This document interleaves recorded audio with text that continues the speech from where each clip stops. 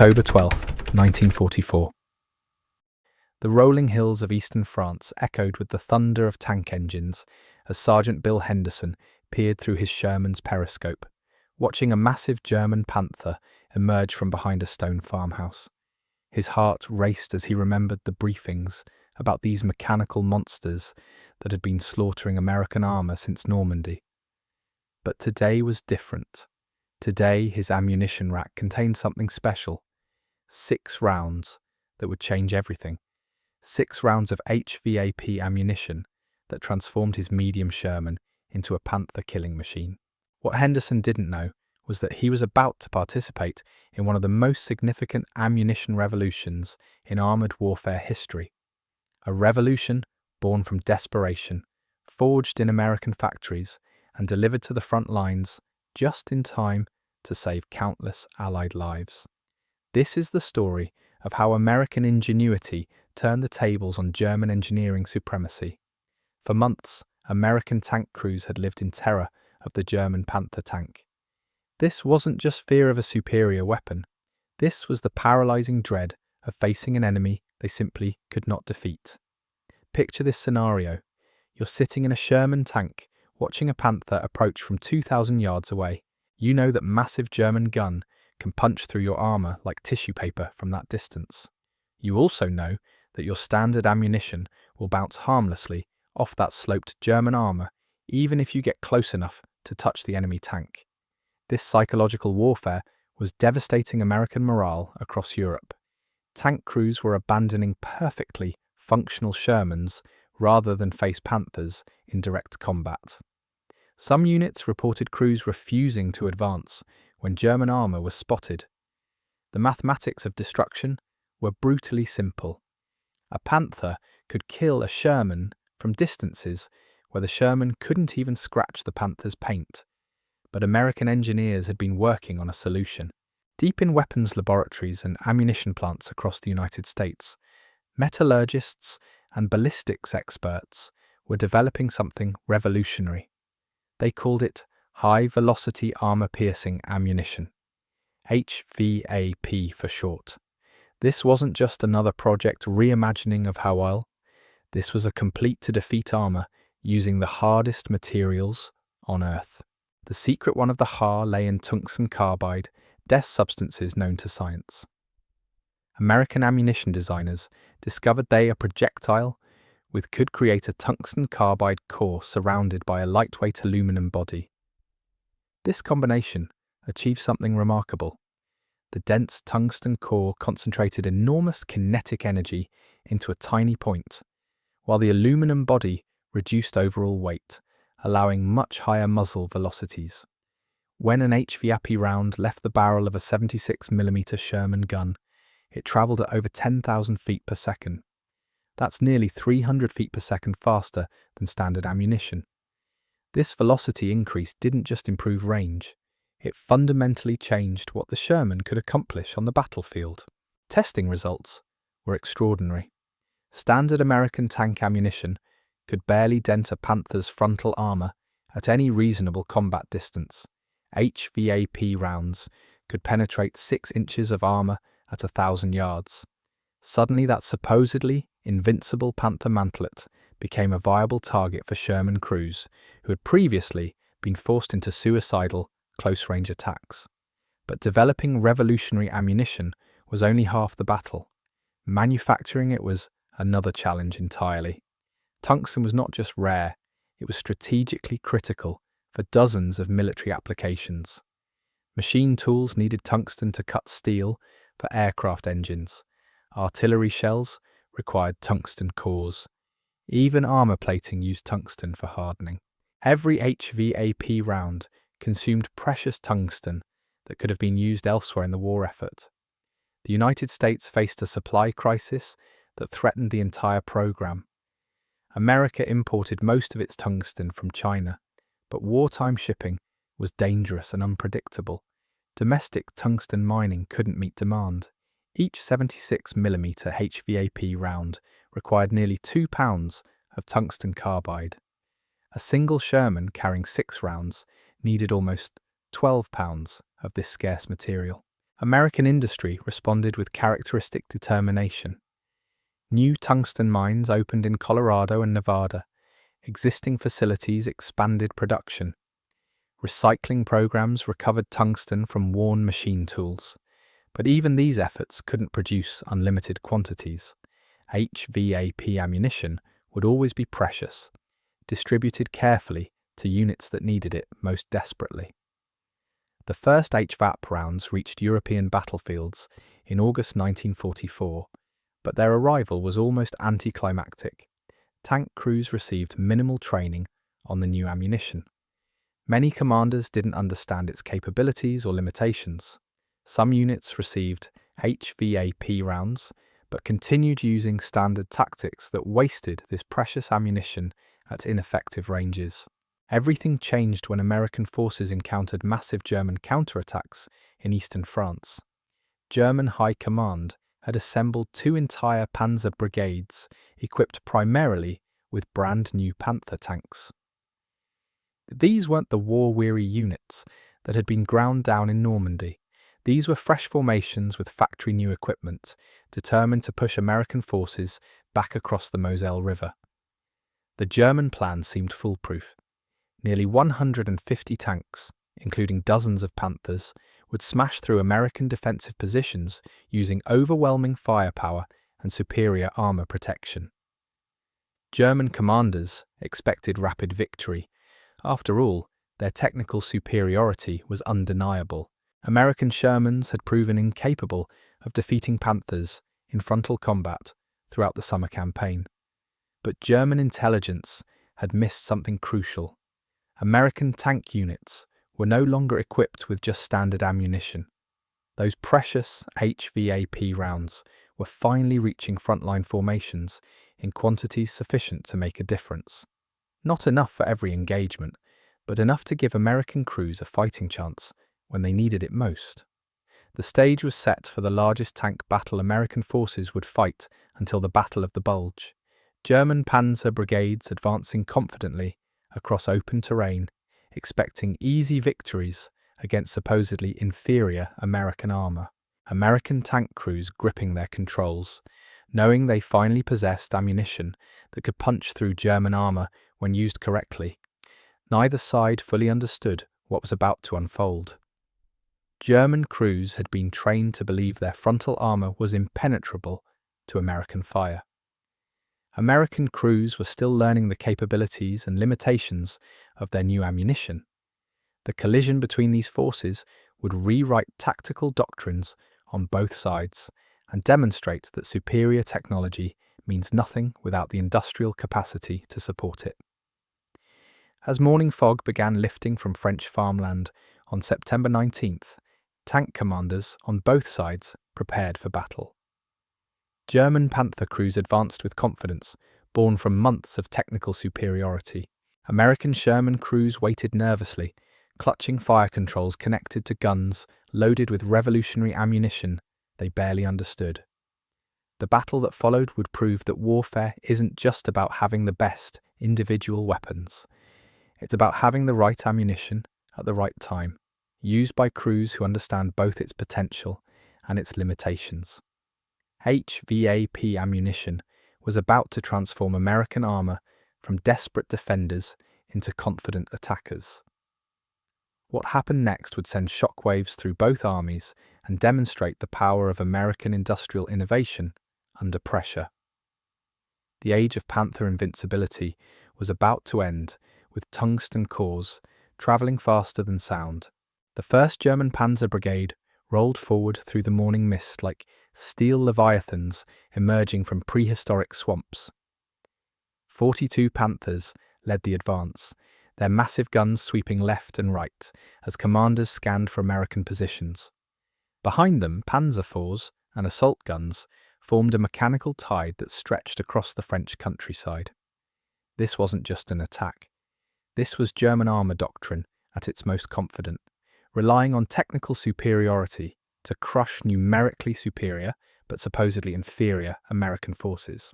Captain Wilhelm Hoffmann commanded the lead Panther, his iron cross glinting in the dim light filtering through his cupola. He had studied intelligence reports about American Sherman tanks extensively.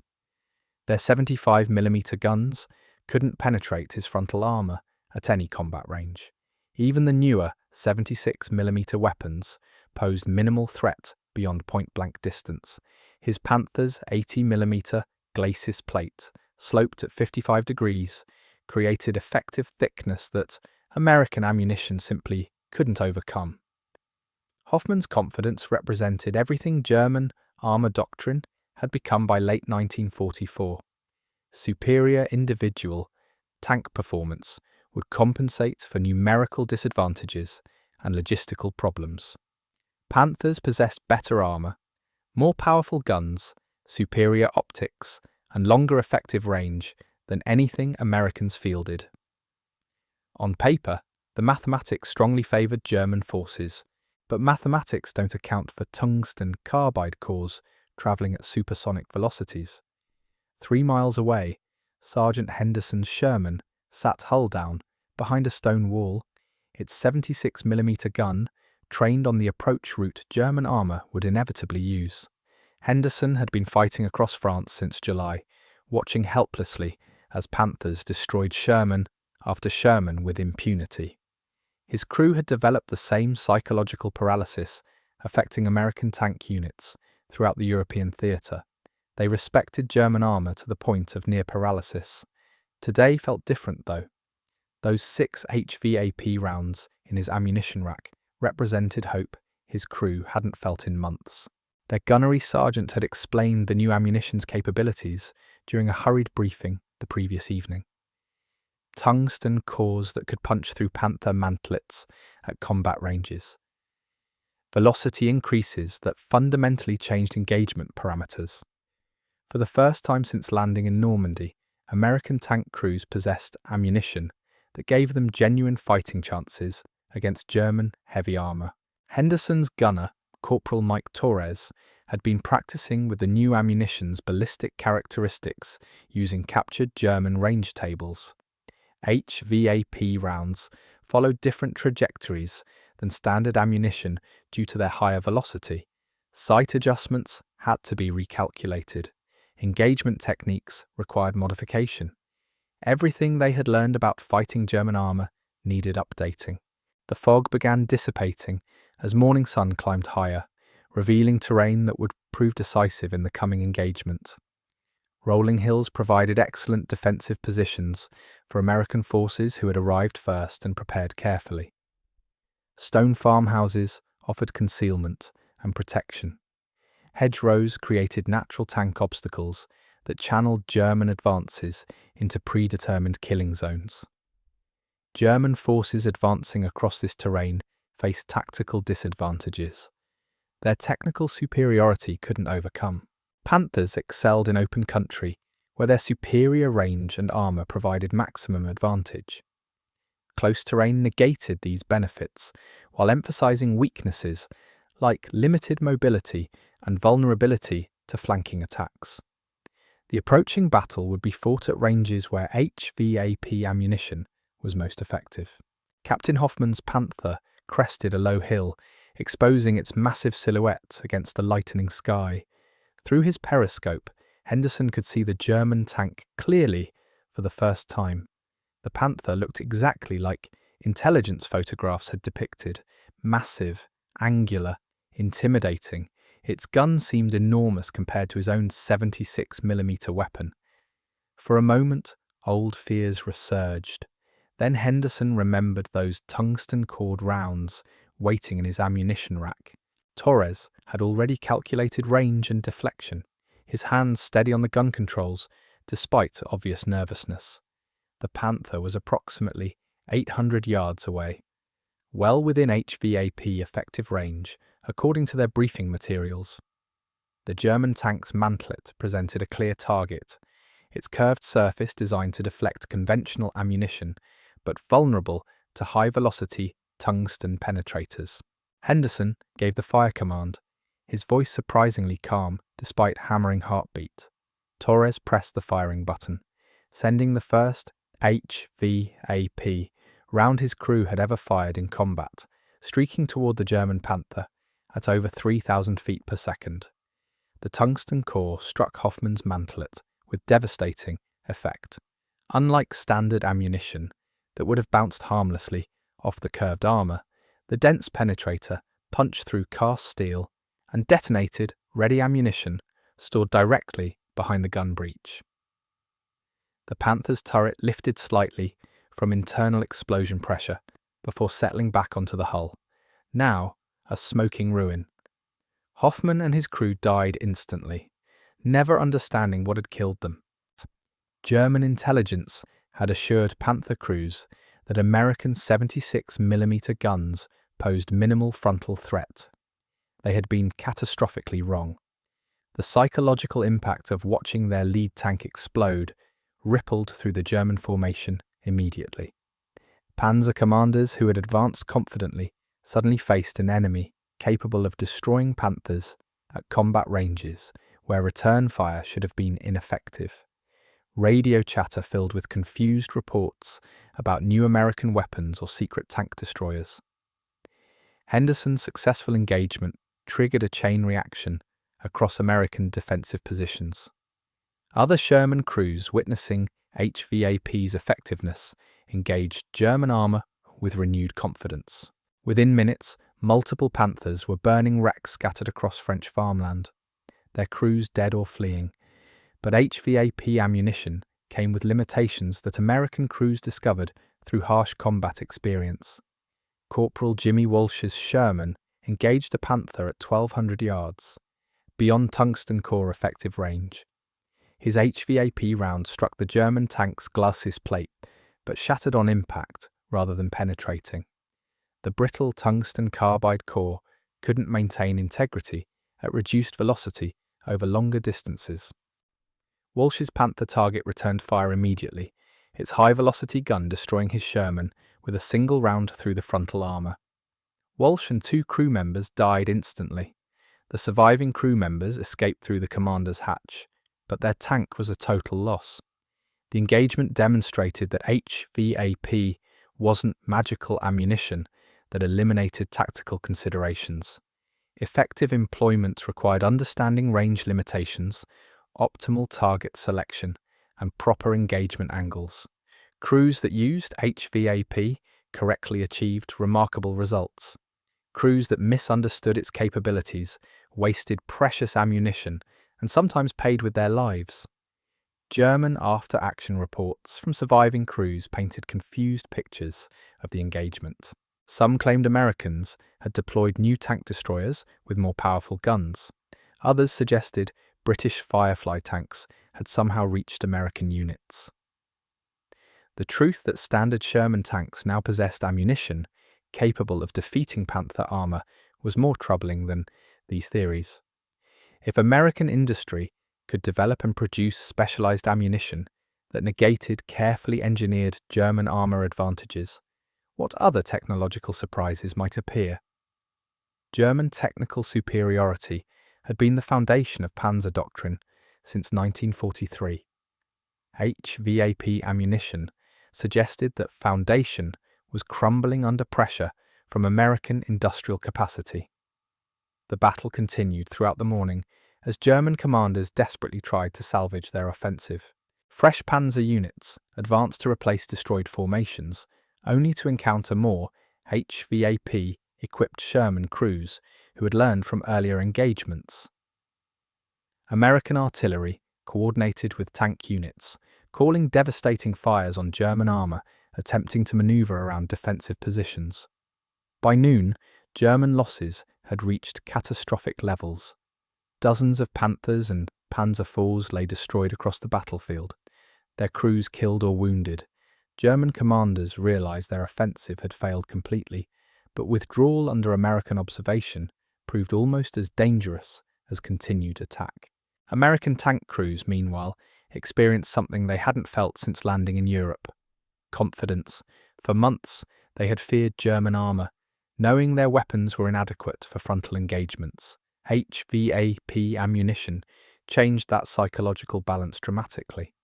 Sherman crews now possessed tools that gave them fighting chances against technically superior German tanks.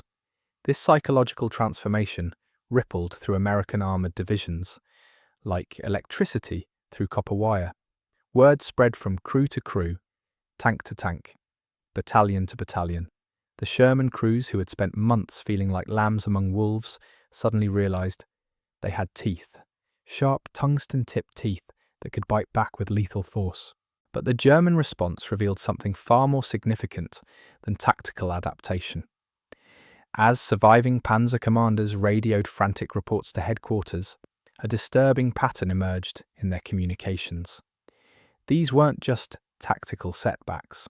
These were fundamental challenges to everything German armour doctrine represented. The intercepted radio transmissions, decoded by Allied intelligence, painted a picture of confusion that bordered on panic. Major Klaus Richter, commanding the surviving elements of the 113th Panzer Brigade, transmitted a message that would reach the highest levels of German command within hours. His words, preserved in captured Wehrmacht communications, revealed the psychological earthquake HVAP ammunition had triggered. American Shermans are penetrating Panther frontal armor at combat ranges. Repeat, frontal penetrations confirmed. Request immediate tactical guidance and technical analysis. This wasn't supposed to be possible. German metallurgists had calculated Panther armor thickness, specifically to defeat known American ammunition types. The sloped glacis plate represented years of engineering refinement designed to deflect or absorb kinetic energy from standard projectiles. Intelligence reports had confirmed American 76mm guns lacked sufficient penetrating power against properly angled German armour. Yet Panthers were burning across French farmland, their crews dead or fleeing from weapons that supposedly posed minimal threat. The implications sent shockwaves through German high command faster than the tungsten cores that had caused the crisis.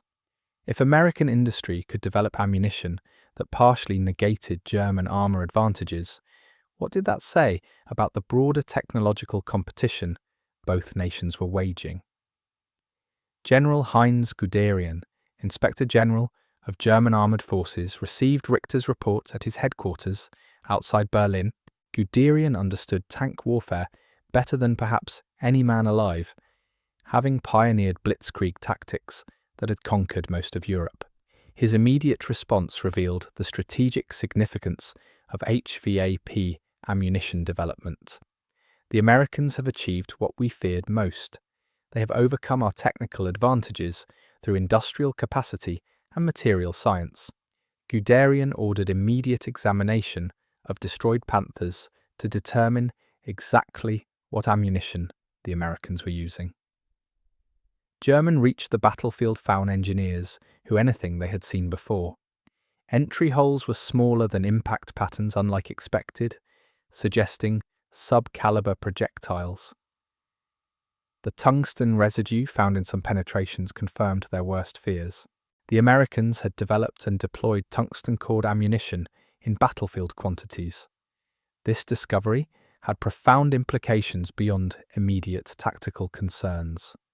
Germany itself had experimented with similar ammunition designs throughout the war, developing tungsten-cored rounds that achieved remarkable penetration statistics during testing. But German production had been limited by tungsten scarcity and competing industrial priorities. If Americans could field specialized tungsten ammunition at division level, it demonstrated resource access and manufacturing capacity that Germany simply could not match. The tungsten shortage that constrained German ammunition production had become critical by late 1944. Swedish imports, Germany's primary tungsten source, had declined sharply as Allied naval pressure increased and Swedish neutrality shifted toward the Allies. Domestic German tungsten mining remained minimal compared to demand from machine tools, armour production, and various industrial applications. Every gram of tungsten used for ammunition meant less available for manufacturing aircraft engines or precision machinery. American tungsten supplies, while also limited, far exceeded German access through multiple sources. Chinese imports continued despite wartime shipping challenges. Domestic mining in Colorado, Nevada, and California expanded rapidly under government pressure. Most importantly, American industrial planning had anticipated ammunition requirements and allocated tungsten accordingly. German planning had focused on immediate tactical needs without considering long-term ammunition development requirements. The battle's aftermath revealed another devastating reality for German forces. American combined arms coordination had improved dramatically since the difficult Normandy fighting. Sherman tanks didn't operate in isolation anymore. They coordinated closely with artillery forward observers who could call devastating fires on German positions. Tank destroyers provided overwatch and long-range anti-tank capability.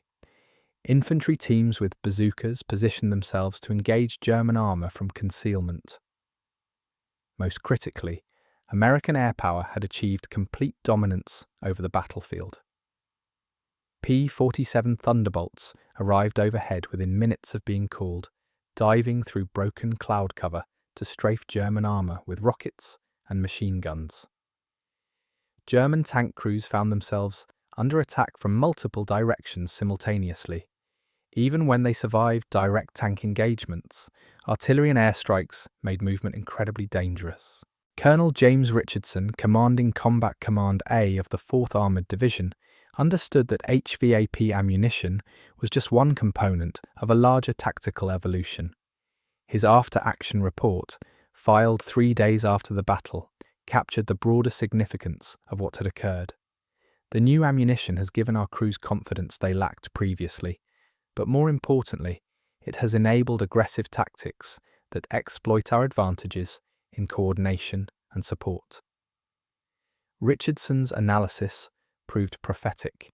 American tank crews who had spent months avoiding direct engagements with German armour suddenly began seeking combat.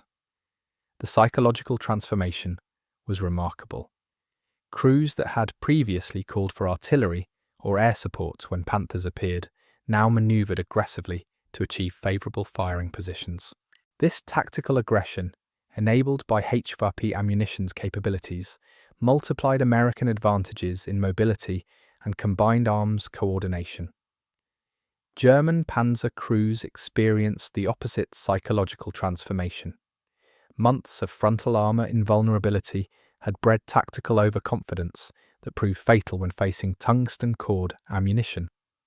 Panthers that had previously advanced boldly across open terrain now moved cautiously, seeking cover and concealment. This defensive mindset surrendered initiative to American forces who exploited German hesitation ruthlessly. The production statistics behind HVAP ammunition revealed both American industrial strength and the constraints that limited its deployment. By September 1944, American factories were producing approximately 3,000 rounds of 76mm HVAP monthly. This represented enormous industrial effort, requiring hundreds of tons of tungsten, sophisticated manufacturing processes, and quality control measures that ensured consistent performance under combat conditions.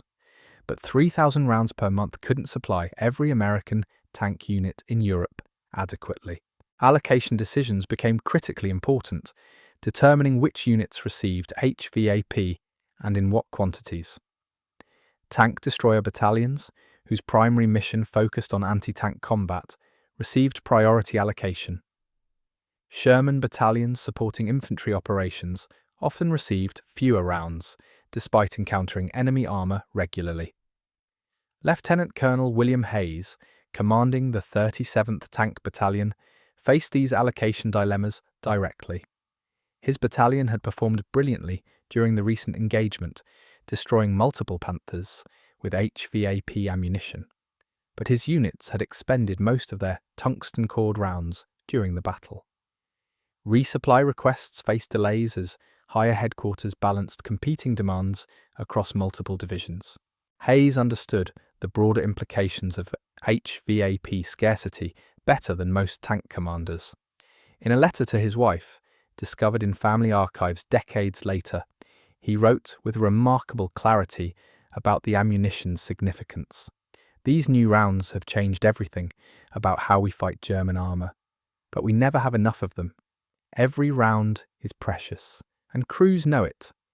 They take more careful aim, choose better targets, wait for optimal range and angle. This ammunition scarcity created tactical innovations that improved American tank crew effectiveness beyond HVAP's direct impact. Knowing that tungsten cored rounds were irreplaceable, crews developed better target identification skills, improved range estimation techniques, and more disciplined fire control procedures. Standard ammunition became more effective because crews applied lessons learned from using HVAP optimally. The German response to HVAP deployment revealed how technological competition shaped both sides' industrial priorities. Within weeks of receiving field reports about American tungsten ammunition, German ordnance departments initiated crash programs to develop countermeasures. Panther armor schemes were revised to increase mantelet thickness. New steel alloys were tested for improved resistance to high-velocity penetrators. But these German responses faced the same resource constraints that limited their tungsten ammunition production. Additional armor thickness increased tank weight, reducing mobility and increasing fuel consumption. New steel alloys required materials that were increasingly scarce as Allied bombing disrupted German supply networks. Most critically, implementing armor improvements required retooling production lines that were already struggling to maintain output under constant air attack. General der Panzertruppen Friedrich von Mellenthin, one of Germany's most experienced armor commanders, assessed the HVAP threat with characteristic German thoroughness. His classified report to Army Group West headquarters revealed professional respect for American ammunition development combined with deep concern about German industrial limitations. The Americans have demonstrated superior industrial coordination in developing and producing specialized ammunition. Our technical response capabilities are constrained by resource limitations that will only worsen as the war continues. Von Mellenthin's analysis proved accurate. German armor production, which had peaked at nearly 400 tanks monthly in early 1944, declined steadily as raw materials became unavailable and factories faced increasing bombing pressure. Even when Panthers were produced, fuel shortages often kept them immobile. Crews received minimal training due to fuel rationing.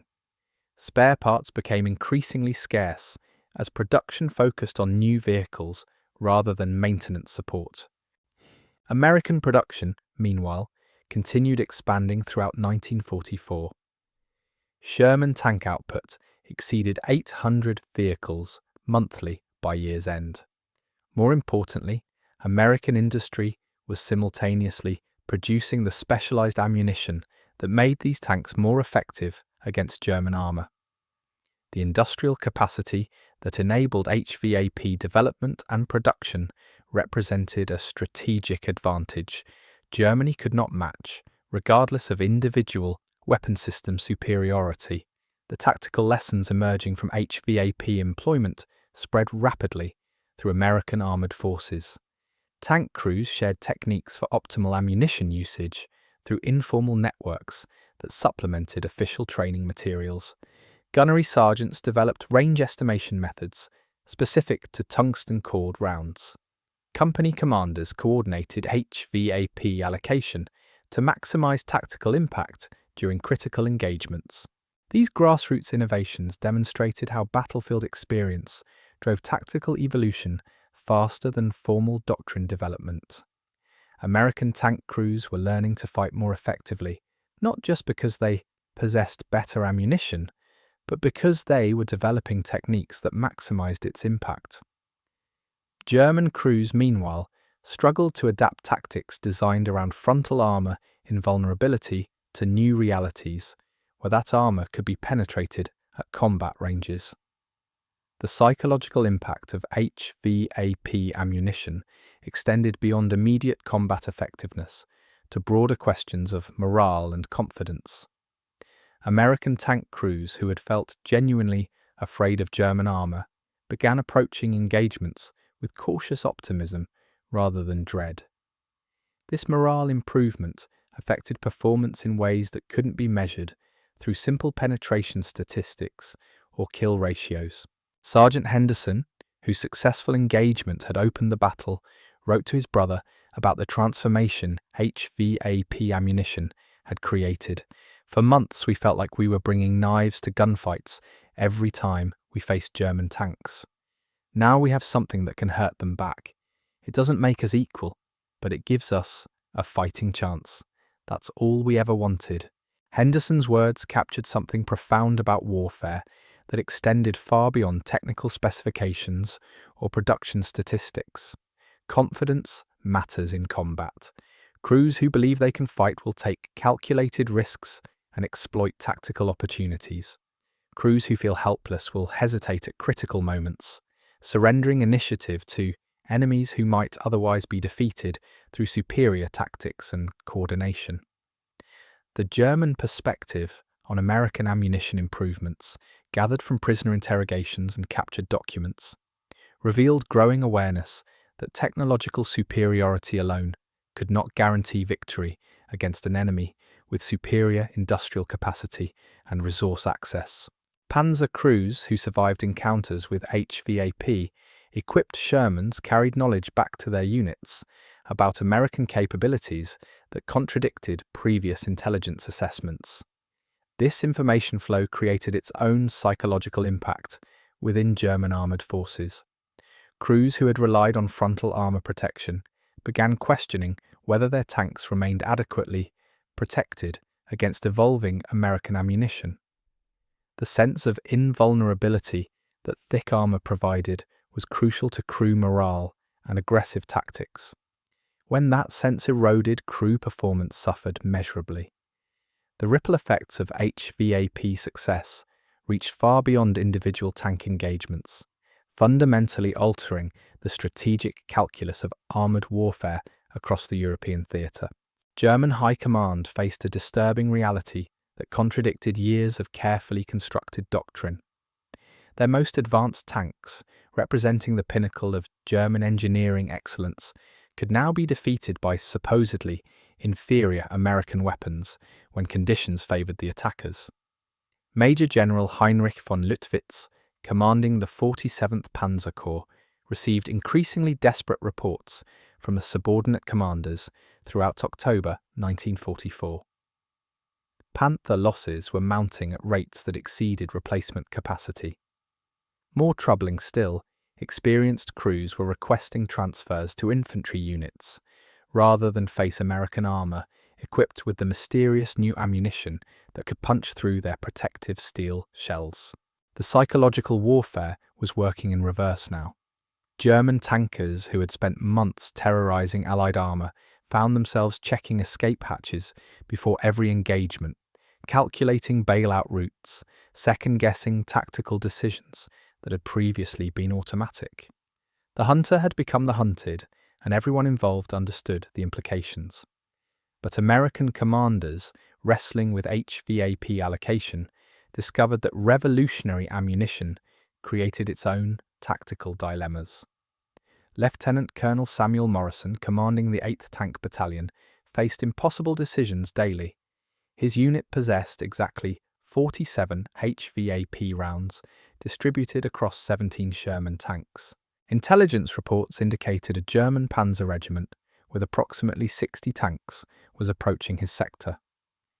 Basic mathematics suggested his tungsten ammunition might engage roughly 3/4 of the enemy force before exhausting supplies. Morrison's solution reflected the tactical innovation that HVAP scarcity demanded. Rather than distributing ammunition equally across all tanks, he concentrated HVAP rounds in his most experienced crews while positioning standard ammunition Shermans in supporting roles. The tungsten-equipped tanks would engage German armour directly, while conventional rounds provided suppressive fire and targeted softer vehicles. This concentration of firepower principle would influence American armoured doctrine for decades. The Germans, meanwhile, struggled with countermeasures that their industrial capacity could barely support. Panzer workshops began welding additional armor plates onto existing tanks, creating improvised protection that increased weight and reduced mobility. These field modifications often created more problems than they solved, as overloaded drivetrains failed under stress and fuel consumption increased dramatically. Captain Ernst Weber, a veteran Panzer commander with the 21st Panzer Division, documented these modifications in his war diary with characteristic German precision. "We have added 200 kilograms of steel plate to the mantlet area, hoping to defeat American penetrators. The additional weight has reduced our maximum speed by 15 kilometers per hour and increased fuel consumption by approximately 20%. Our operational radius has shrunk accordingly, limiting tactical flexibility when American forces possess superior mobility." Weber's observations highlighted a fundamental problem facing German forces throughout late 1944. Every technological response to American improvements required resources that Germany couldn't spare and created new vulnerabilities that American forces learned to exploit. Additional armor meant slower tanks that consumed more fuel. Germany possessed neither unlimited steel nor adequate fuel supplies to support such modifications across entire panzer divisions. The fuel crisis affecting German armoured forces had reached critical levels by winter 1944. Romanian oil fields, Germany's primary petroleum source, had been lost to Soviet advances. Synthetic fuel production from coal remained far below requirements despite massive industrial investment. Hungarian reserves were nearly exhausted.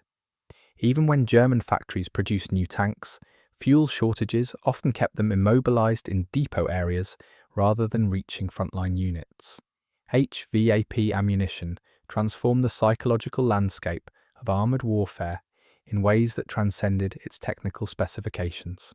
American tank crews discovered that confidence was as powerful as tungsten carbide, while German panzer forces learned that technological superiority meant nothing without the industrial capacity to sustain it. The revolution that began in American factories and culminated on French battlefields proved that warfare's true victor is often the nation that can adapt fastest, produce most efficiently, and supply its forces with the tools they need when they need them most. The age of Panther invincibility had ended not through superior engineering, but through superior determination backed by unlimited American industrial might.